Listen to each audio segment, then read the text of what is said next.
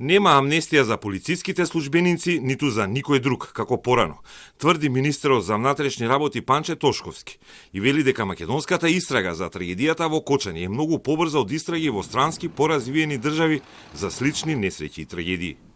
Сега амнестија јас не можам да се согласам дека има. Зошто?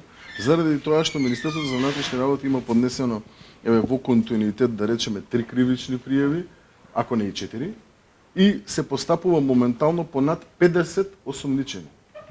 Не можеме да се компарираме, дури ни со случаи кои што се случиле од оваков тип во далеку поразвиени земји од аспект на колку далеку отиде на истрагата.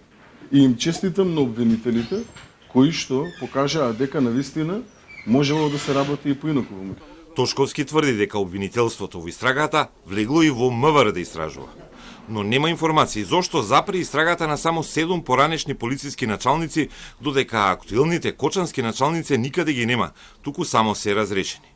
Телма до МВР пред 14 дена постави прашања за политичко-партиски врски на двајца од разрешените началници, но не осомничени, иако во нивен мандат се случи пожарот. Кочанскиот началник на Крим полицијата бил на партиски состанок лани во февруари и слушал предизборен мотивацијски говор на пратеник, а началничката на ОВР Кочан има фотографија со осудениот поранешен премиер. Законски забрането е полицаец да има партиски активности и членство. Од МВР не одговорија на прашањата речиси 2 недели. Министерот тврди дека со досегашната истрага се опфатени и актуелни началници.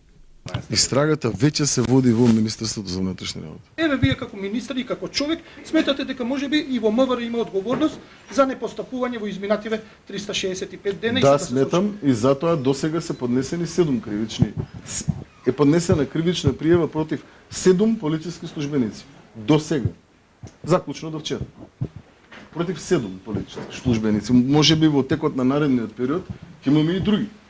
Според полициското соопштение од 19 март, 7 осомничени и притворени полициски началници не се гонат за актуелни дела, туку за документи подпишани пред 2 години, кои се поврзани со последната легална лиценца на Пулс. Дел од притворените пак со проблемски информации уште во ноември 2022 барале СВР Штип да ги извести надлежните во економија за да биде одземена лиценцата на Пулс поради кривични дела и прекршоци во клубот.